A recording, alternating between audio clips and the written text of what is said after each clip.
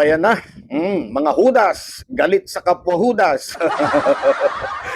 Parang parang yung magnanakaw ba? Yung magnanakaw galit din daw sa kapwa magnanakaw. Aba syempre nga naman, di ba? Magnanakaw ka na nga nanakawan ka pa, di ba? O kaya baka mamaya magnanakaw ka na nga, uunahan ka pa ng kapwa mo magnanakaw. At ang Hudas naman, huhudasin pa ng kapwa. Alam niyo mga kababayan, lantaran na Lantaran na. Hindi lang po sa ilalim ng maliwanag na buwan, kundi pati na rin po dyan sa bulwagan ng Senado. Grabe na to. Oo, grabe na, grabe na. Bigo man yung natangkang ikodita o patalsikin itong si Peter Cayetano. Pero para sa akin, mga kababayan, ayos lamang yon. At least, di ba? At least natuloy yung pag-convene ng Senado bilang impeachment court. Dahil kung sakaling sa araw na yon nagkagulo muli dahil nga sa pagkakaroon ng isa pang kodita baka na-delay o kaya hindi po natuloy yung pag-convene ng Senado bilang impeachment court. Kaya okay lang. Okay lang po 'yon. Malay natin bukas o kaya sa makalawa o kaya sa mga susunod na araw matuloy na. Pero alam nyo dahil po diyan, akalain mo kanya-kanya na pong pahayag pagkatapos ang bigong pagpapatalsik kay Cayetano.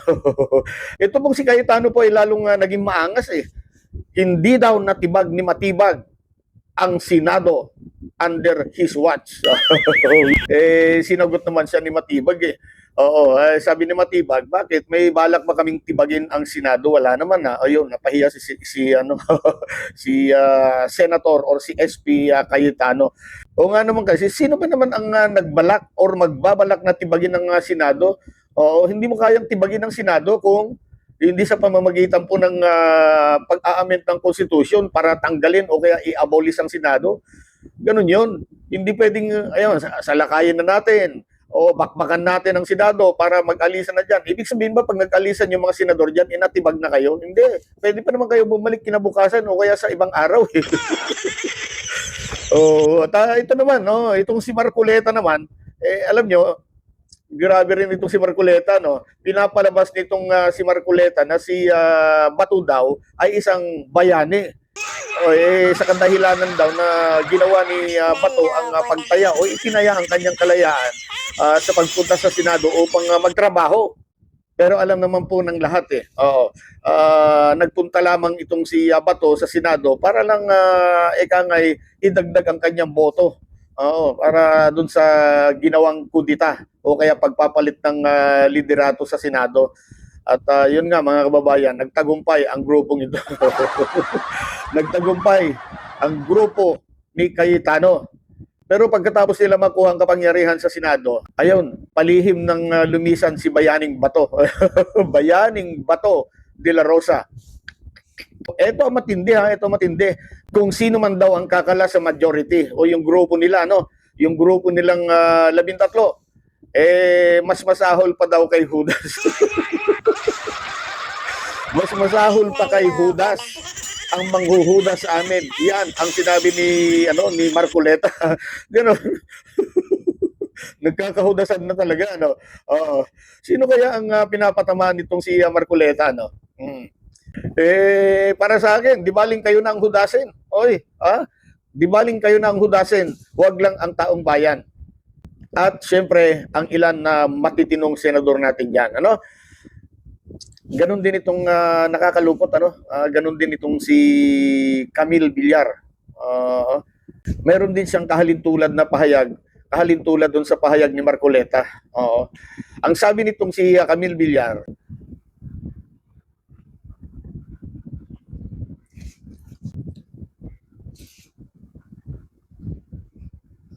ito ang sinabi ni Camille Villar, babasahin ko po sa inyo.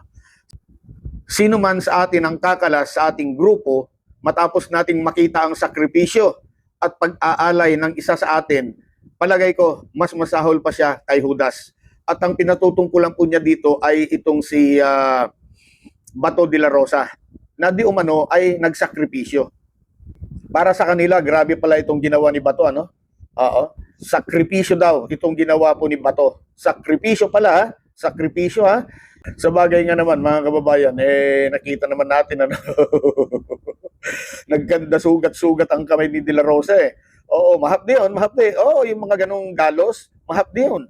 Oo, at yan, nakita pa nga natin na nadapa sa hagdanan ito eh. Oo, dahil sa pagkaripas ng takbo, matakasan lamang ang mga NBI. So yun bang sakripisyong tinatawag nila? Sakripisyo ba yan para sa bayan? O sakripisyo para lang patalsikin si Soto? At syempre, makuha ang kontrol ng Senado. Nagtatanong lamang po. Grabe ang kampihan sa Senado. Ano ba sa tingin ng mga senador na ito? Ano ba ang Senado? Fraternity? Tropahan? Parang ganun eh. O kaya barkadahan? Kayo pong mga senador, makinig po kayo. Kayo po ay inihalal namin. Oo, para kami po ay inyong paglingkuran. Hindi po para paglingkuran ang ilan lamang. Kayo po kasi ay mga lingkod bayan kung tawagin. Sabi nga ni Pinoy, nung kapanahunan niya, kayong mga tao ang boss namin or kayong mga tao ang boss ko. Kayo po ay public servant, tagapaglingkod ng taong bayan, hindi tagapaglingkod ng iilang tao lamang. Hindi ba? Dahil hindi naman po lingid sa karamihan ang nangyari na yan. Kaya nila ginawa ang pang-aagaw sa kapangyarihan ay para maprotektahan lamang ang kanilang alas at tagapagligtas na si Sara Duterte. At kahit pa sinabi ni Cayetano na wala daw kinalaman ng impeachment doon sa nangyaring pagpapalit ng liderato sa Senado, sa palagay niyo po, totoo kaya ang sinabi nito ni Cayetano? May naniniwala pa kaya sa kanyang mga pinagsasabi na yan? Samantalang lantaran naman itong mga kaalyado sa kanilang mga pahayag eh. Di ba? May nagsasabing ayaw niya sa impeachment. Oo, may nagsasabi naman gustong ibasura ang impeachment. May nagsasabi pang pipigilan ang impeachment. So ano yan? Mr. Cayetano, basang-basa na kayo. Oo, basang-basa na po ang kilos ninyo. Basang-basa na po kayo ng taong bayan. Ngayon, bakit takot na takot ang mga ito na baka sila ay hudasin? Sila nga mismo eh. Sila nga mismo ay mga hudas din eh.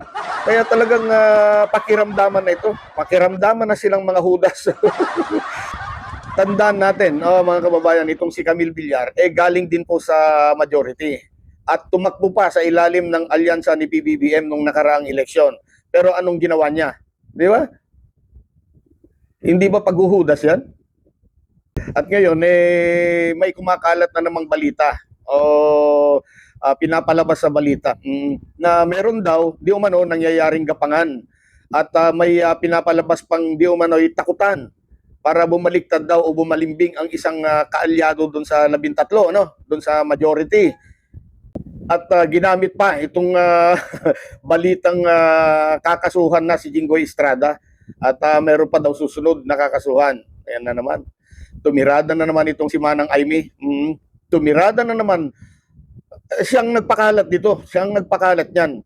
Ewan ko lang kung saan niya nakuha ang mga informasyon. Bakit nagkakaroon ba ng totoong gapangan doon sa Senado para may bumaliktad na manggagaling doon sa 13 Ewan ko, tinatawag nila 13 Judas yun. Di ba? Nabuking na nga si Cayetano. Doon sa session nung nakalipas, nung nakaraan, kahapon yata yun, di ba nabuking si Cayetano at nagsalita na mismo itong si JB Ejercito at saka si Subiri na noon ay naghayag na bilang mga independyente pero pagkatapos niyan, ayun, sumama na po sa tropa ni Tito Soto at ni Ping Lacson. Ang sinabi nila kinakausap daw sila ni Cayetano at ayon sa kanila inoferan sila ng posisyon. Kita po ninyo? Sino talaga ang gumagapang? Ito bang nasa minority o kayo dyan sa majority ang gumagapang? Kaya tuloy, ang naging bilang ay 11 to 13. Oo. Teka muna. Ano yata? 11 laban sa 12 pala. Oo. Wala na si Bato kumakas na. Kaya ang bilang ngayon ay 11 to 12. Medyo manipis na yan. Isang kindat na lang yan. Pag may dalawang lumipat, tapos na. Sigurado, magkakaroon na naman ng kodita sa Senado. Alam naman ng lahat na bago pa lamang magkaroon ng kaguluhan dyan sa Senado, nagkakaroon na po ng, case build up doon sa kaso po ni Jinggoy at iba pang mga di umano ay nasasangkot sa mga katiwalian o anumang anomalya, no? Kaya wag mong gamitin yan, Manang Aimee. Ginagamit mo yan bilang halimbawa ng pananakot, hindi naman pananakot yan. Talagang gumugulong ang batas sa panahon ng iyong kapatid. Hindi mo na yata matanggap na kapatid itong si Bongbong Marcos, kawawa naman. Oo. Tuluyan mo na bang itinakwil ang kapatid mo, Manang Aimee? Kaming mga Ilocano ngayon, Manang Aimee, dati solid Marcos, pero ngayon, mukhang solid pa rin kami sa Marcos. Wag lang sa'yo. Ngayon, parang takot na kayo, no? Parang takot na itong mga ito na baka meron magbago ang isip. Oo, baka biglang may magbago ang isip sa kanilang mga kasamahan, hudasin sila ba? Oo, mawawalan naman sa kanila yung kapangyarihan sa Senado. Dapat lang kayong matakot. Dapat lang kayong matakot ngayon. Dahil unti-unti nang lumilinaw ang mga nangyari dyan sa Senado nitong nakalipas. Kung saan, ayon nga po kay Sec Junbig, hindi o wala daw naganap na pag-atake sa Senado. Kita po ninyo? Ayon sa kanilang report or kanilang mga ebidensya, wala pong nangyaring pag-atake sa Senado. Dagdag pa ni PNP Chief na wala daw gunshot na pumasok sa direksyon ng Senado, puro palabas lang. Ibig sabihin, sino ang nagpaputok? Nakita natin doon sa video, nagpaputok ng 3 putok yung NBI na nandun po sa GSIS building, compound. At yun naman, warning shot talaga dahil 3 putok lamang. Pero ang pinakawalan, nitong si Aplas ka ba yun? Napakarami. Mahigit yata, kulang-kulang 30 yata yung yung putok na nanggaling po sa loob ng Senado palabas. Tapos sasabihin under attack ang Senado. So ayan, unti-unti na po kayong nahuhubaran dyan sa Senado. Yung mga nangyaring barilan sa Senado ay stage. According to Junbik. Stage o drama.